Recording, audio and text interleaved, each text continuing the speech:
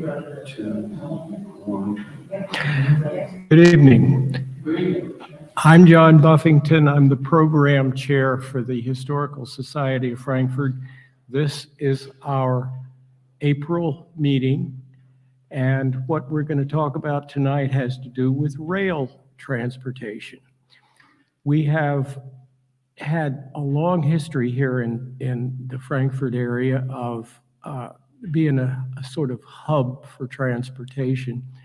Going back to the Lenape, actually, we've been a place of industrious activity for longer than the memory of man prevails. And the Lenape were going up and down the Delaware River and up and down Frankfurt Creek on purpose, conveying materials that were generated one place or the other, doing just exactly the kind of thing that we're doing today with trucks and rail cars. Harry Garforth has been here before. He did a presentation, his first presentation on the centennial of the Frankfurt L is already in the book of Frankfurt history that we now have begun to accumulate on the internet and can be referred back to. Tonight's will be also recorded and permanently maintained. We did another one on the dummy cars, which preceded trains coming through Frankfurt.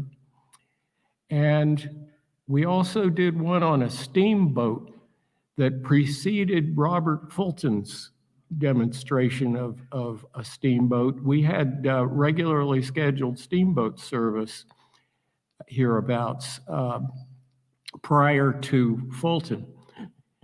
It's not clear to me whether we did have a Frankfurt dock at that time, but it's not clear to me whether that boat ever stopped at the Frankfurt dock. I have more work to do on that one. But Harry is going to present part two of his efforts, the products of his research on the history of the 100 years of operation of the Frankfurt L. And we're pleased to have him. Harry recently joined our board. He's retired from both SEPTA and Amtrak, and he's had a long history of acquaintance with the material that we're talking about here, and has dug into it in our archives as well as other places. And we're delighted to have him presenting his material, second part of his material tonight.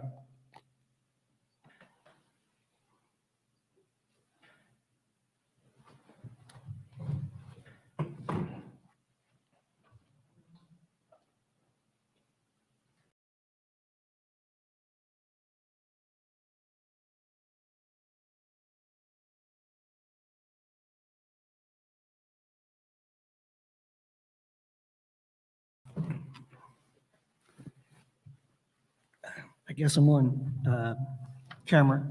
Good evening, everybody, and welcome to part two of the Frankfurt's Elevated Railway presentation. Part one, as John mentioned, covered the predecessor rail lines that operated service in the Frankfurt area up until the opening of the Frankfurt Elevated in 1922. There was so much material that we broke the program up into two sections, and tonight we're going to cover the 100 years of the Frankfurt Elevated's operation. But to provide some continuity, we're going to have a little bit of an overlap in the beginning of the program, which is basically what we finished the part one program with. And I just want to mention to anybody online and people in the audience here tonight, we do have a book that was prepared to celebrate and commemorate the 100th anniversary of the Frankfurt Elevated, and it's available for a donation of $25. And we have signed copies here for anybody who's interested. Before I get started, a project like this requires a lot of material, and I wanted to recognize and show appreciation for all the different groups who contributed files and photos and images to this effort, including the Historical Society of Frankfurt, sorry. So tonight, we're going to be talking about the Market Frankfurt line, but primarily the Frankfurt Elevated, which started in 1922. It was added to the Market Street Subway Elevated, which was built earlier in 1907 and 8. And the program that we're going to cover is the boxed area. So starting in 1922, the Frankfurt Elevated and Busselton trolley lines were completed. The Busselton trolley line was a companion project to the Frankfurt Elevated, and we will talk about that in more detail during the program. After the opening, there was a week-long celebration that ensued. Service began, 100 years followed. There were many feeder routes that were operated by the PRT to connect with the Frankfurt Elevated at various stations. And we'll also talk about the equipment that was used both on the feeder lines and on the Frankfurt Elevated over the years. And then finally, at the end, as anything that would last 100 years, it needs attention for conditions, and it was time to rebuild the elevated, and we'll talk about that as well.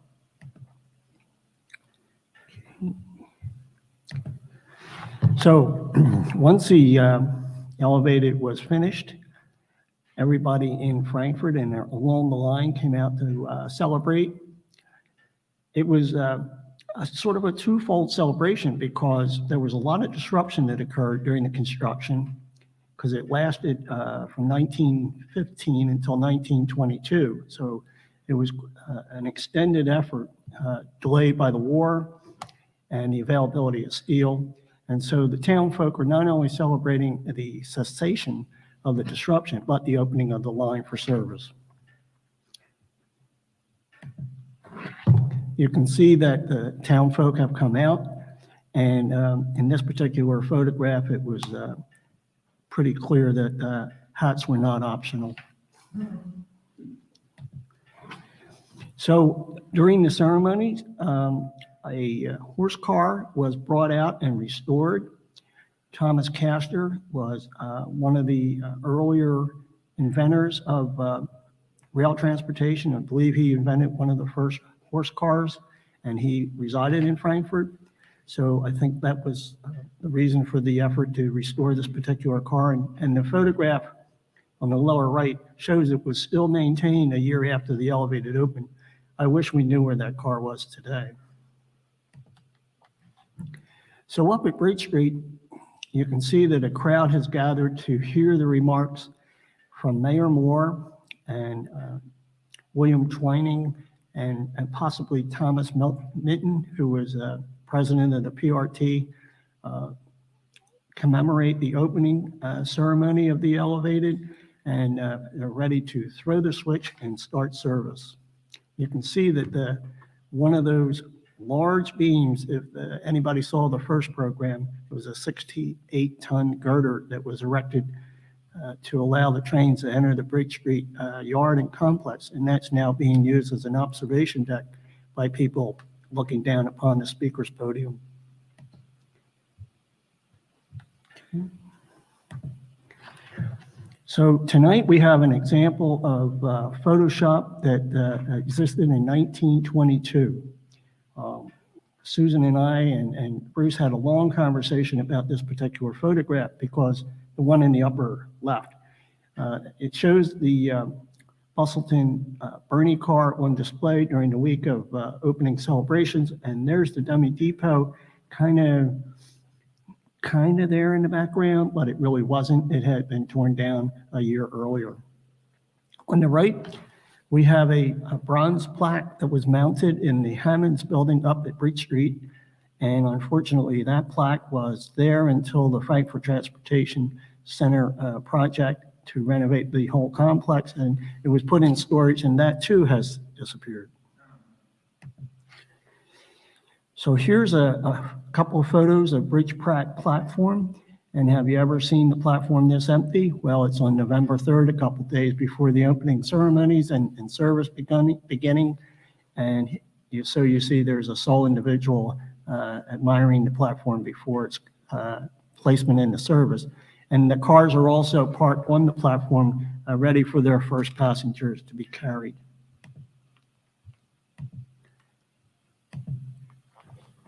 This is what Bridge and Pratt looked like in 1918, prior to the elevated being constructed. And you can see it's all trolleys. And then after the elevated has been completed, on November 4th, we see there's a transportation building, and do I have that? Sorry, bear with me here for a second. There's the transportation building that was used for the operators during the trolley depot operation, and there's the same building. It was retained after the elevated opened up for the same purposes. The car in the foreground, and that be this car right here, was kind of foreign to this area, and we believe that it brought up the company officials to speak at the engagement on that particular day. It's called a Hog Island car.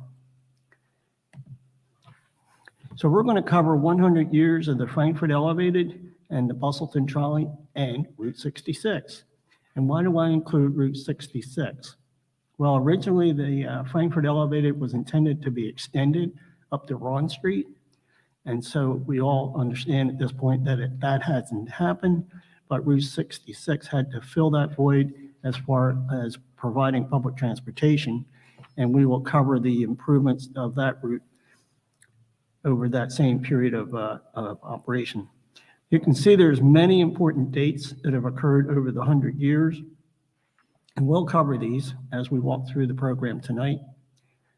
You get into the 50s, there's a lot of fleet renewal and improvements to particular stations because of passenger volume increases. SEPTA was created in 1964.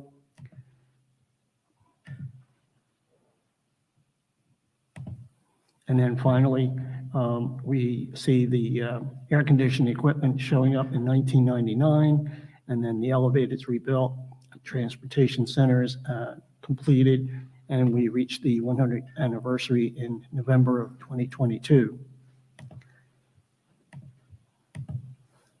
So let's step back to 1922, and the first big occurrence that occurred was in 1926 when the Delaware River Bridge opened up. And I lost my laser pointer. Here it comes. So in this postcard view, we see a couple different things that were not operated. There's trolleys on the bridge, and there's rapid transit operated on the outside of the bridge. And this was what was planned when the design for the bridge was developed. In this particular photograph, it's the first one that I found where there's actually streetcar tracks shown on the bridge. The photo is dated 1925, so it's a year before the opening of the bridge. But the interesting part about it is no trolley service ever operated across the bridge.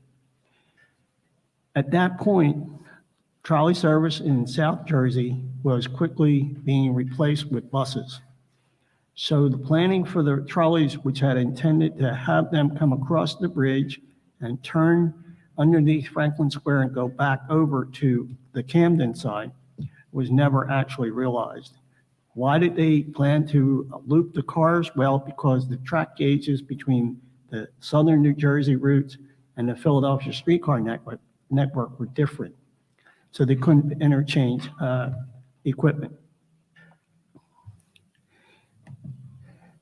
So this photo kind of shows the impact of the bridge, and it kind of looms in the background as we look at a photograph of the Delaware Avenue elevated. The Delaware Avenue elevated was opened in 1908 as part of the Market Street subway elevated line, and it curved down onto Delaware Avenue. I'll show you that in a second. And there were two stations that were located on the Delaware Avenue elevated to connect with the ferry terminals of the Pennsylvania Railroad and the Reading Railroad up at Market and Chestnut Streets, and then down here at South Street was a connection to other boat services. But that bridge will have an impact on the future of the Delaware Avenue Elevated. And sure enough, in 1939, the Delaware Avenue Elevated was retired.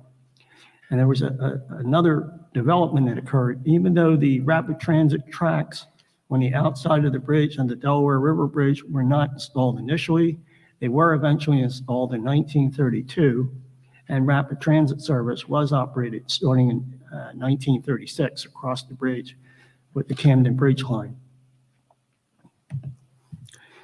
Here you can see a photograph of the Delaware Avenue Elevated, the blue line, and you can see that hairpin turn that occurred coming off of the original alignment at Front and Arch Street and then curving down Delaware Avenue. And what you see up here is the Frankford Elevated that continued from Front and Arch northward.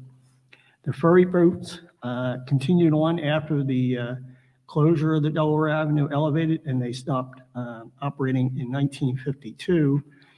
To replace the Delaware Avenue Elevated, a shuttle bus was instituted and connecting with the rapid transit service at 2nd and Market Street and operated to the ferries. So we're going to talk about some additional changes as we work forward to the Frankford Elevated. In 1942, there was another major change in the operation of the line. There were Erie-Torresdale turnbacks. One of the things that happened during the closure of the Delaware Avenue Elevated was that, as opposed to an every other train going to Frankfurt with the opposite one going down to Delaware Avenue, the closure of the Delaware Avenue Elevated allowed all trains to operate through to Frankfurt. Well, that was a significant change, and during the war, there were capacity problems realized at the substation up at Arrett Street, and they couldn't actually provide enough electrical power to handle all the trains going up to Erie-Torresdale at the maximum load point in the peak periods. So that's why they had to do this temporary adjustment to Erie-Torresdale. And then we talk about in the 48, a new Arrett Street terminal opened up. There was a new lateral platform at Bridge Street. And in 1956, there were many changes at Frankfurt Terminal, including an escalator installed. And then in 1960, we finally got new L cars. So here's the World War II adjustment. I walked through that. This is a pamphlet that explains all the changes that occurred to the passengers during that wartime period. Up at Bridge Street, Route 73 trolley service was reactivated. It had been discontinued in August of 1941, but the overhead wire and the trackage still remained because it was a pull-out route for streetcars coming from Frankfurt Depot down to Route 15. And so it was an easy restoration of service to get workers to the Arsenal, Frankfurt Arsenal during the war effort. I mentioned earlier the 1952 platform addition up at Bridge Pratt, and you can see the photo here at the station platforms under construction and then after it was completed. And this was an important addition because trains were terminating at a two-track platform, a single island platform, and they needed to expedite the movements of those trains. So this platform allowed trains arriving to discharge their passengers to the right onto the new platform, while other passengers entered the train from the left from the island platform. A motorman could board at the opposite end and the train could leave in a matter of, shall we say, seconds. This is what Bridge Pratt looked like when trolleys ruled as the provider of surface transit. You can see there's a Route 3 car, a Route 5 car, and then there's a 66 is turning around the Hammonds building. And this is a favorite picture of Susan's. She shows it to me every time I come and visit the Historic Society, and we finally worked it into the program this evening. Here's some colorful views of the trolley service serving Frankfurt. Again, the Route 3 is, I believe that's a Peter Witt car. And then the car on the left is a PCC car, which did not make it up into this area very often. I think Route 5 was one of the few routes that received those type of cars. But one of the things that was happening, and it started in earnest in 1948, is that all these feeder routes started getting converted to rubber-tired vehicles. And in a short period of time, let's say 8 years between 1948 and 1956, 9 routes would be converted to bus or trackless trolley operation. And for those of you that were able to join us for the first program, the first part of the program, I'm pointing out that this span here over Lehigh Avenue was required because trolleys turned from Kensington Avenue onto Lehigh Avenue and precluded the ability to land columns in the middle of the street. But I finally found a photograph where a car is occupying that exact spot. So that's why this photograph was included in the program this evening. Up at Frankford Depot, you can certainly see the change when we're converting from streetcar operation over to rubber-tired buses. There were 1,000 buses purchased in the 1950-56 period by PTC to replace a lot of streetcar lines that were operating up till that point. Here's the new escalator going in at the Hammonds building up at Bridge Street. And again, this is to facilitate the movement of passengers. With all those trains coming up to Bridge and Pratt now after the closure of the Delaware Avenue Elevated and the increasing ridership that occurred on the Frankford Elevated, more and more passengers had to be accommodated at each individual station, especially at the terminal station. So escalators were installed at the Arrett Street terminal and then up here at Bridge Street in 1956. I failed to mention that also in 1956, in order to address the overcrowding situation, they introduced a skip stop service where certain trains would only make certain stops, and they called it the AB system, and that was intended to try to balance the loads on the trains that were operating on along the entire line, but also on the Frankfurt line. Here we see the Frankfurt cars, and this is a color picture, which I thought was interesting. And these cars were built by the J.G. Brill Company in 1922, and at that point, they were state-of-the-art. And as the need to replace the Market Street cars became more imminent, they bought enough cars to replace everything. But the Frankfurt cars actually were retained in non-revenue use. The picture on the right shows them in the revenue train application, and 3 more cars were retained for work train service. But there certainly is a need for new equipment because the Market Street cars dated back to 1907.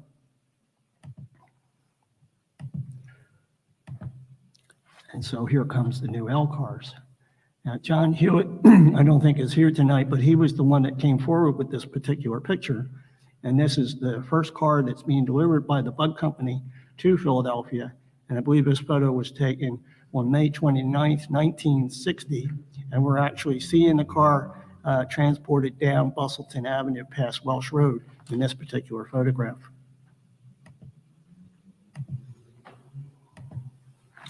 And so the new cars have arrived, and they were stainless steel. They were much lighter weight than the older cars. There were 270 cars acquired. That was to replace the 315 older cars. Part of the issue with the change in number was the fact that the older cars were in 2 separate groups. They were not interchangeable. They could not run in mixed consists. So you have a uniform fleet here, which contributed to the lesser equipment requirement. There was a dedication ceremony up at Bridge Pratt, which included Mayor Richardson Dilworth, and you can see him here in this picture looking out the L car window. The cars included a very lightweight truck assembly, which contributed to a much more rapid acceleration rate. And unfortunately, that led to a problem at one point in December 1961, where an L car train failed to negotiate the curb at York Street and derailed, and passengers had to seek alternate means around that accident until repairs could be made and service restored. So let's talk about Route 59 for a little bit. 59 was a companion project, the Bustleton trolley to the Frankford Elevated, but it suffered from lack of capital because of the delay in the construction and the increase in the cost. The cost for the Frankford Elevated project doubled in the time frame that it initially started to its completion. And unfortunately, Route 59 suffered from lack of capital as compared to the original scope of the project. It was intended to be a 2-track high-capacity surface rail line to be built in 2 segments. The first one ended at Bustleton and Lott, but it was to continue up Bustleton over a new extension of Marie Road to Worthington, to Southampton, and then over to the city farm site near Bensalem Boulevard. That obviously did not happen, and even the original segment was built at a much lower scope than originally planned, with a lot of single track, and they only used 5 33-seat Birney cars to start the service in 1922. By 1928, those 5 cars had to be supplemented with larger cars, and then, it was after 1922 that happened, and then by 1928, there was a complete replacement of those original cars. So they were shifted off the line entirely. Double track had to be added and sidings as well to allow the service to operate more frequently. There was double tracking through Oxford Circle. There was a huge project that cost up to $1 million as far as the PTC contribution for the Arrett Street Terminal. We'll talk about that in a little bit of detail. And then, of course, in 1950, streetcar operation was replaced with trackless trolleys. So here's the comparison of the cars. The photo on the left is a 33-passenger Birney car, and then the photo on the right is a much larger car seating an additional 50 passengers and increased the capacity by 50%.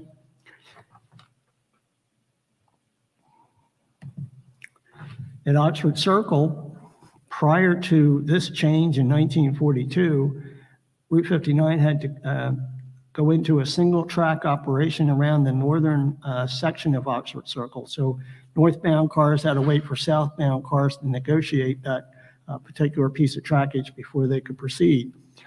In 1942, the double tracking allowed free movement of cars through that intersection. In 1948 was a major change. Streetcar service beyond Cottman Avenue was terminated.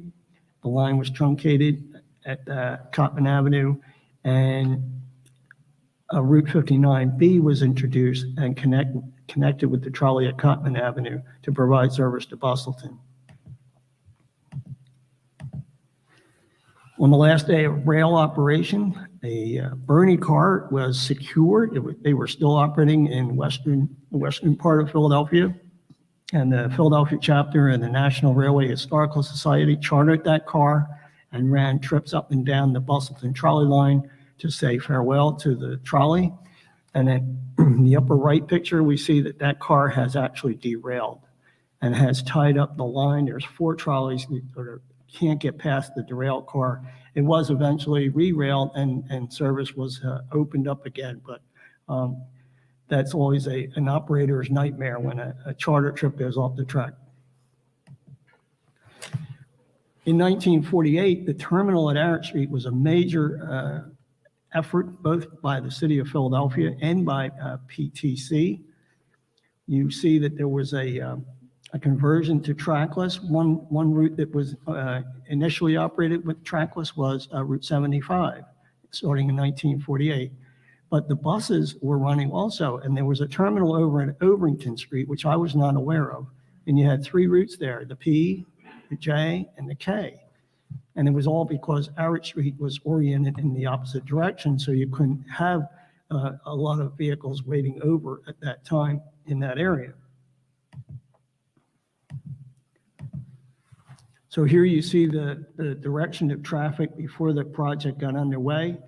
Orthodox Street was westbound and Arrett Street was eastbound.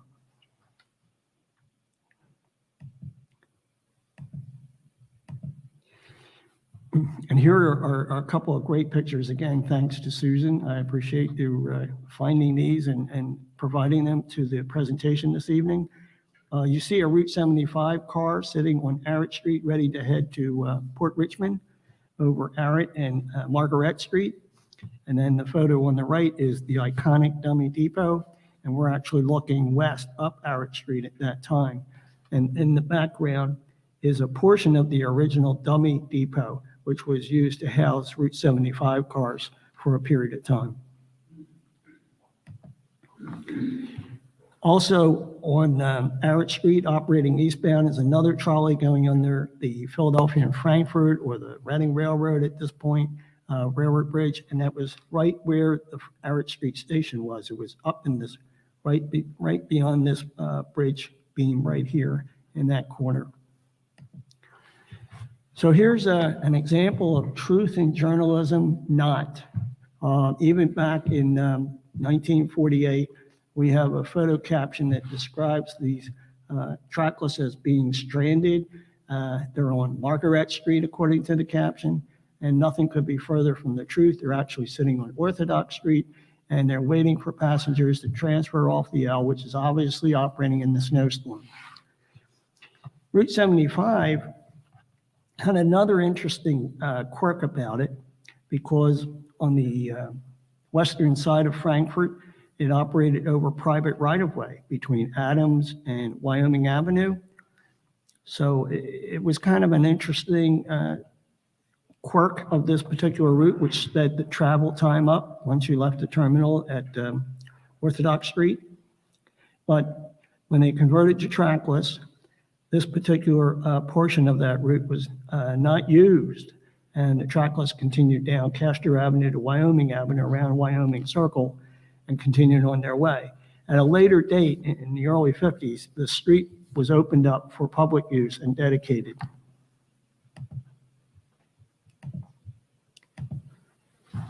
So here's the new Arrett Street terminal, and you can see that the J and K buses are boarding over on the left in front of the substation building, and there's a new 75 trackless coming up, ready to pick up passengers.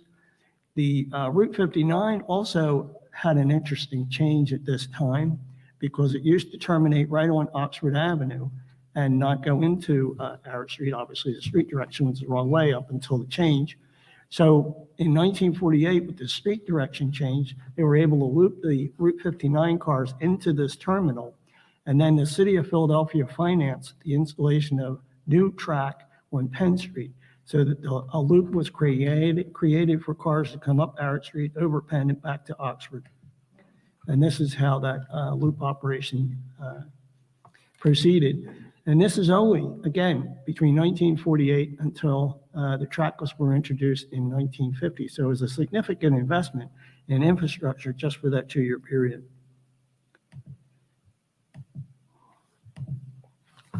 Here you see a more modern day picture of the Arrett Street terminal with a Route K bus, again, in front of that 1922 substation, which powered the Market Frankfurt line, Frankfurt Elevated, and the Route 59 trolley bus.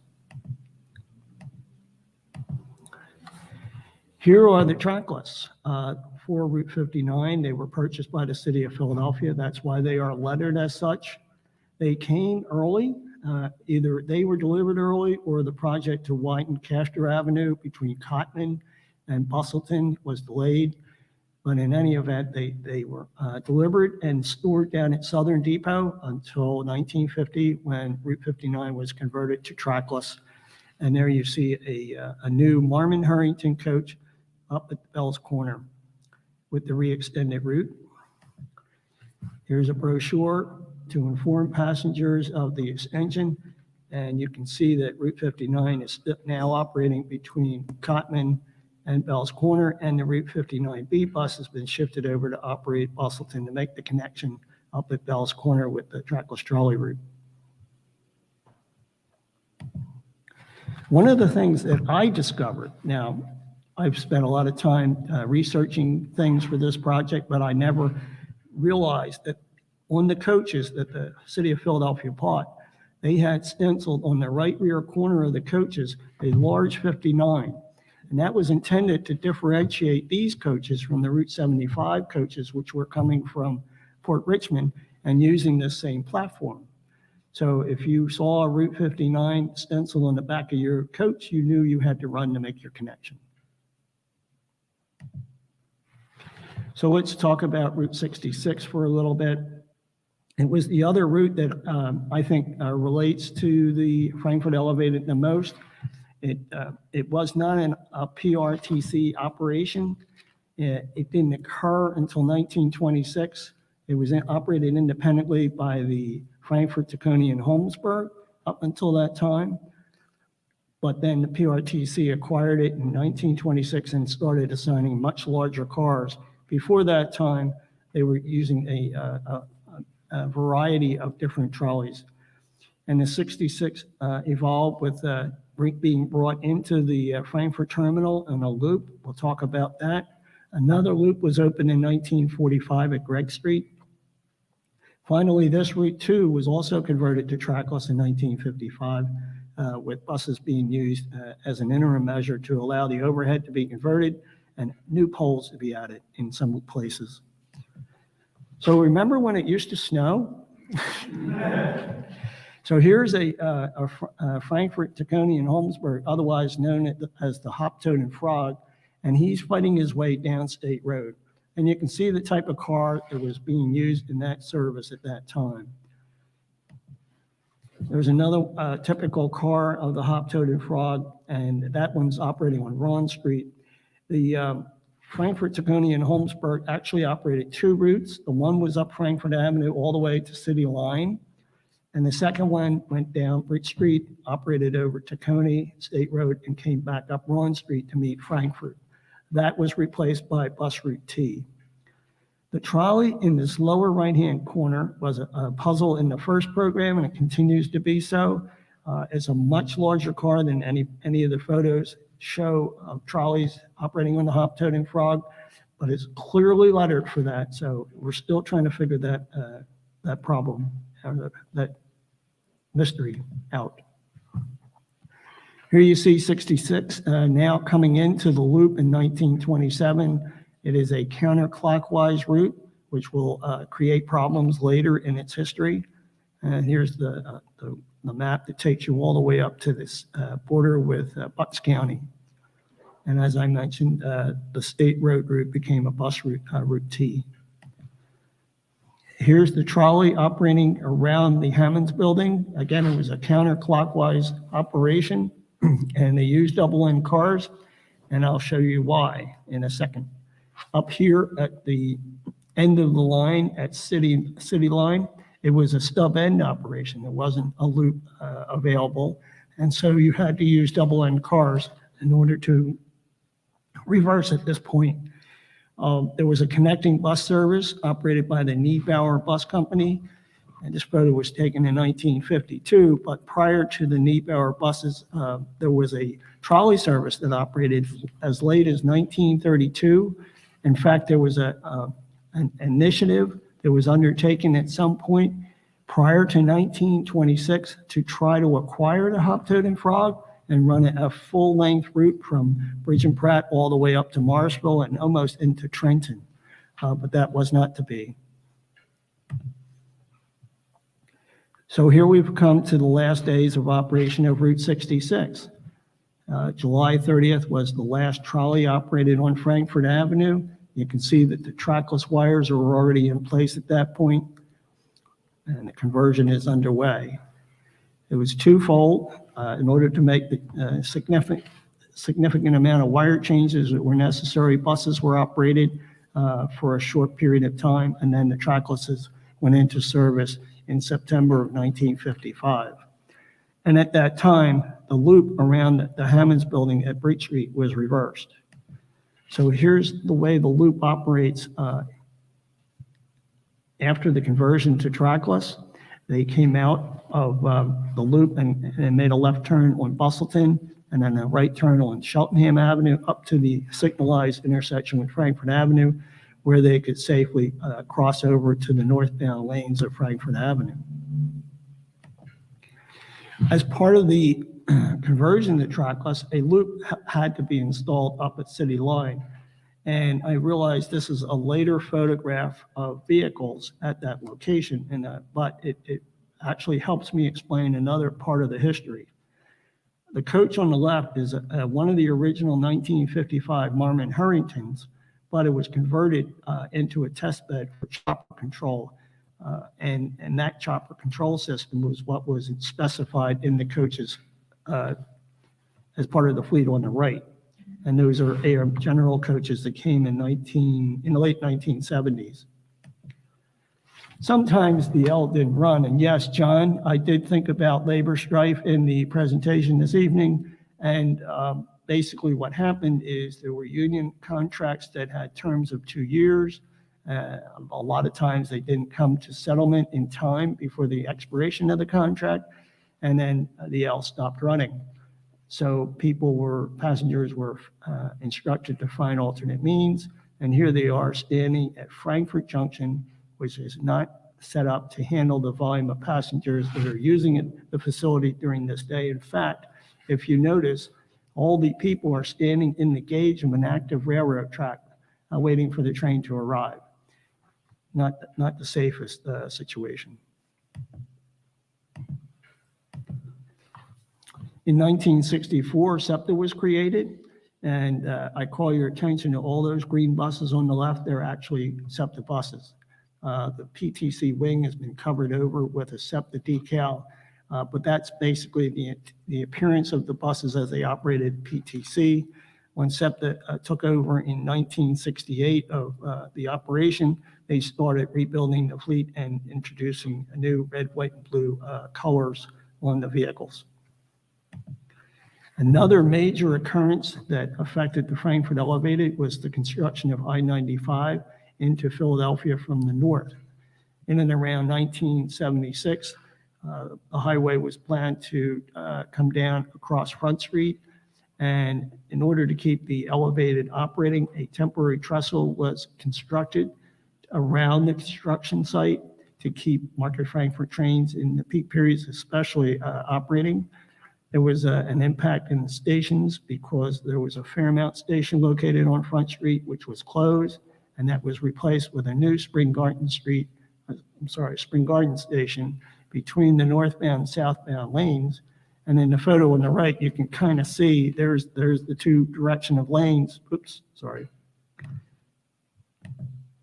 And there's a revenue train going by on the old elevated structure, while the new alignment has a two-car train being used to test signals in the third rail for the new operation.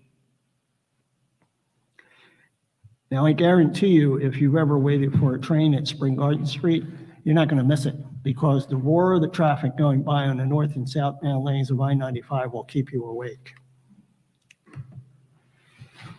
In 1979, we had the new trackless introduced. I alluded to that with the discussion of the chopper control. And here's a new AM General coach picking up passengers at Arrett Street Transportation Center. There were 110 new coaches acquired, and they were intended to not only replace the three northeast routes, 75, 59, and 66, but also two routes in South Philadelphia. And 10 of these coaches came with wheelchair lifts. And more importantly, above all, they were air conditioned.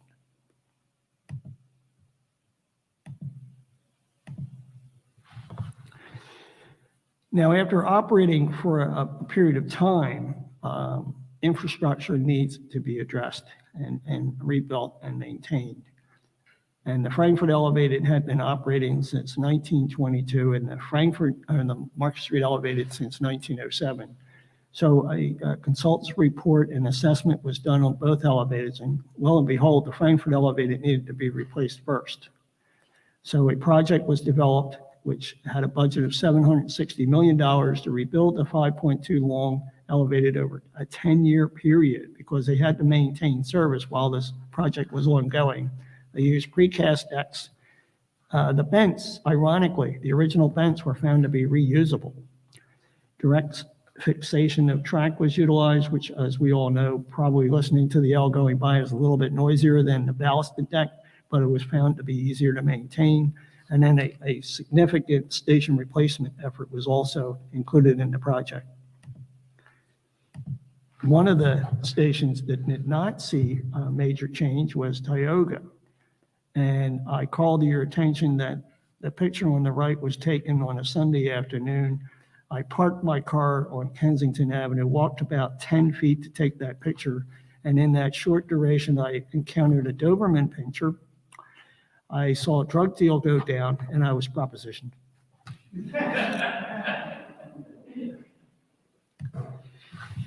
So one thing I wanted to mention about the Market Frankfurt cars that came in 1960, built by Bud, a local car builder, was that they were not air conditioned. They had the fans, they had huge ventilation fans that were included in the ceilings. And that was actually a feature that was supposed to be put in the Frankfurt cars when they were delivered in 1922. But again, money was short, so that things started dropping off the table. There was also 100 of the 270 cars were equipped to have air conditioning installed at a later date. Of course, that didn't happen. But SEPTA did try to proceed with a pilot program to see what the cost and complexity would be to air condition the fleet. And this is the one car that was done, and no further cars were actually modified. But in 1999, a new Adtrans built fleet of cars arrived with air conditioning. There were 222 cars in this fleet. Now you can see the number of cars is going down from 315 down to 270. Now we're down to 222 cars. These cars came with many new features, including the air conditioning, soundproofing, audio-visual announcements for the next station, external announcements so that passengers would know if it was an AB train when that was operating, regenerative braking to save energy costs, AC propulsion, and traction control. Now remember the book cars? They're not done. The cars at that point were the salvation for the Norristown high-speed line, which had suffered a car shortage problem because most of their cars were built in the 1930s and they started to succumb to time. So a project was gotten underway to take some of the single cars and modify them to operate on the Norristown high-speed line. However, those of you in the audience know about track gauges. You know that the Norristown high-speed line is standard railroad gauge of 4 foot 8.5, and the Frankfurt elevated Market Frankfurt line was 5 2 1/4 or a half, whoever you talk to that particular day. So what do? Well, at the time, PATH was retiring these cars. And these were cars that were built in 1958 for the Hudson and Manhattan PATH system. Actually, they have a keystone on them, so you know that they were railroad equipment. And they had standard gauge trucks. So they reused these trucks under the Market Frankfurt cars and operated them over the Norristown high-speed line until new equipment could be secured.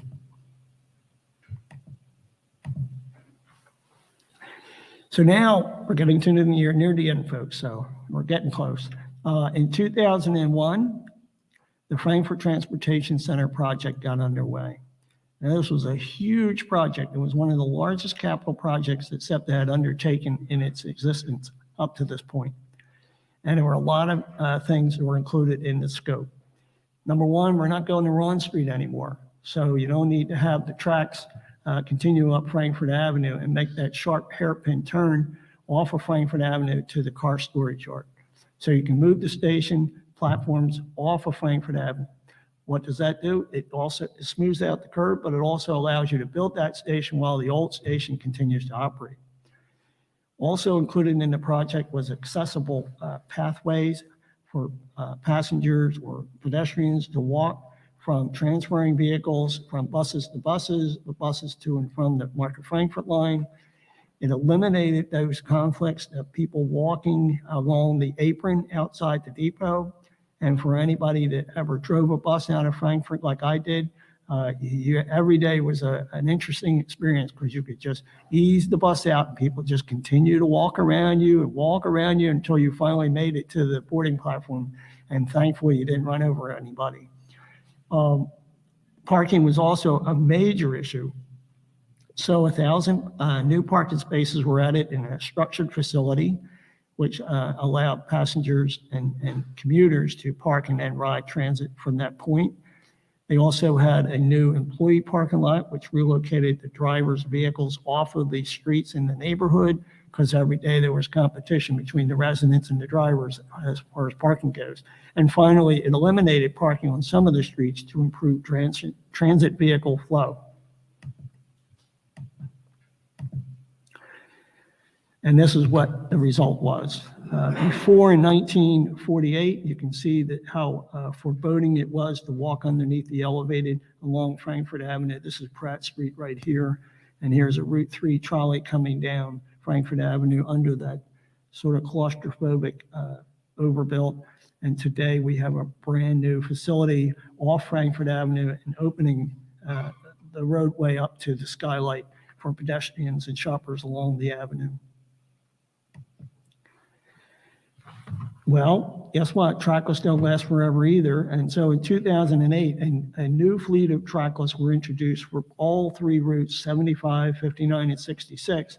And this fleet came with a new feature, which was dual mode technology, which means they had a diesel engine in the back of the coaches, which allowed them to operate off-wire in the event of a fire or public utility work or any other obstruction, and maintain service reliably, and they have continued to do so since their delivery.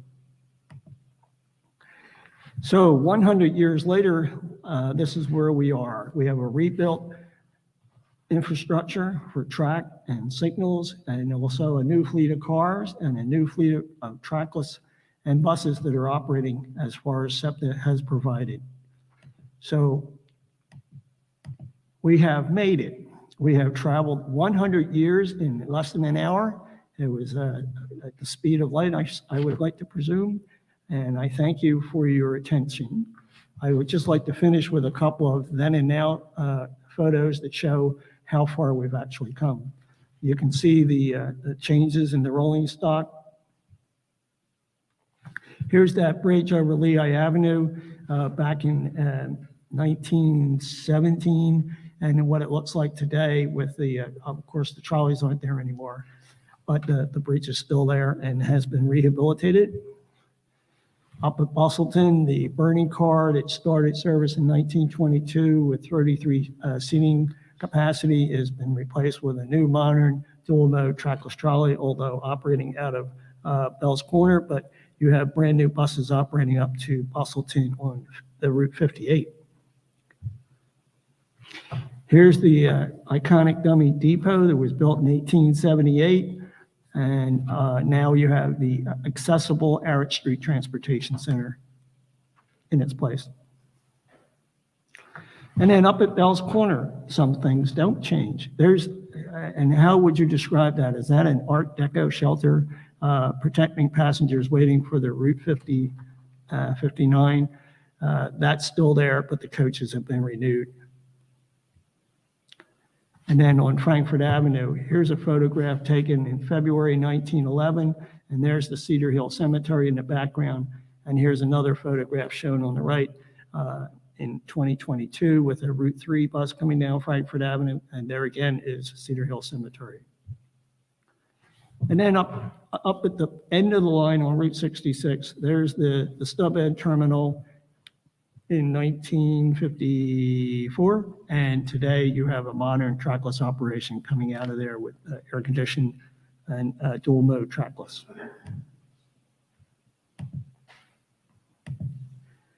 So that concludes the program tonight, and I want to remind everybody that we do have a book if you're interested in more information about this subject matter for a donation of $25, and I will provide signed copies at the end of the program. So thank you very much.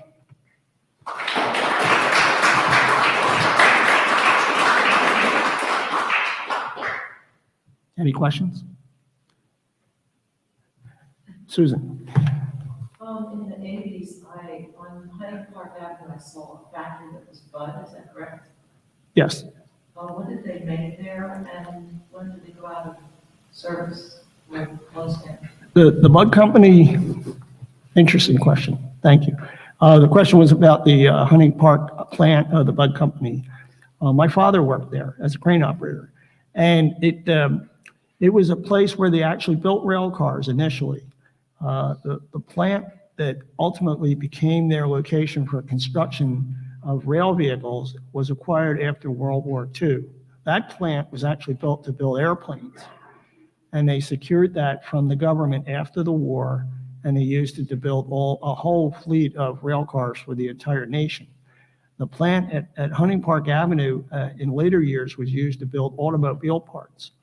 And at that time, they didn't have unibody construction, so panels were built separately, like hood parts, fenders, and they would stamp them out. And Bud actually did work for all the automobile manufacturers at that location. Any other questions? Yes. For instance, I just took the L from downtown a couple hours ago. Cars are okay, but are they eventually you'll have to replace them? I don't know if they lighter weight or more efficient cars or anything like that, wider cars. It depends on such a funding. You must be a plant because new rail cars from the Market Frankford line are going to be included in SEPTA's new capital budget. They will be spending up to $800 million for new rail cars and an additional $150 million for a new signal system.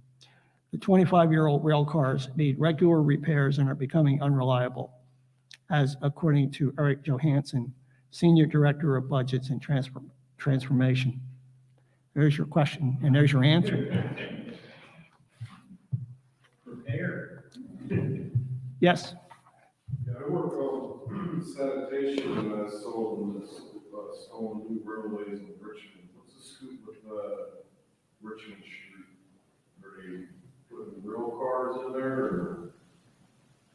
I'm sorry to. Richmond Street? Yep. They were putting the tracks in recently. Oh, Route 15. I'm sorry. Yes.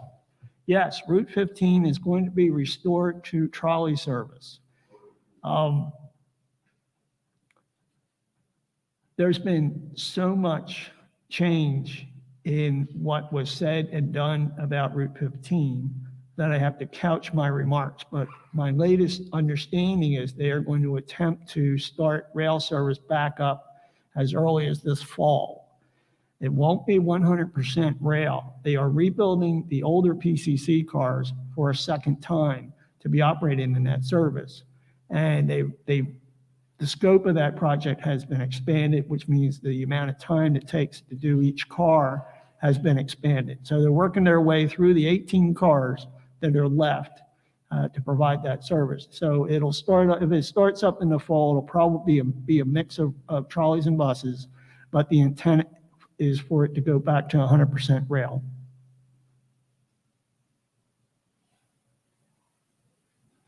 Well, thank you. Thank you very much.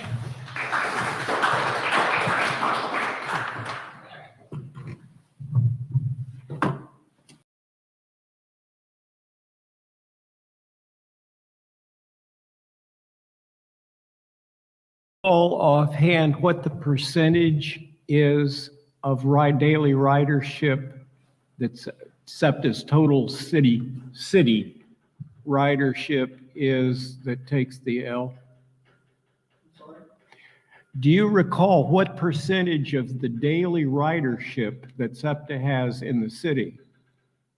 What percentage takes the L? Oh, is your question how much ridership SEPTA is operating or taking over the Market Frankford line? Yes. I don't know the exact percentage.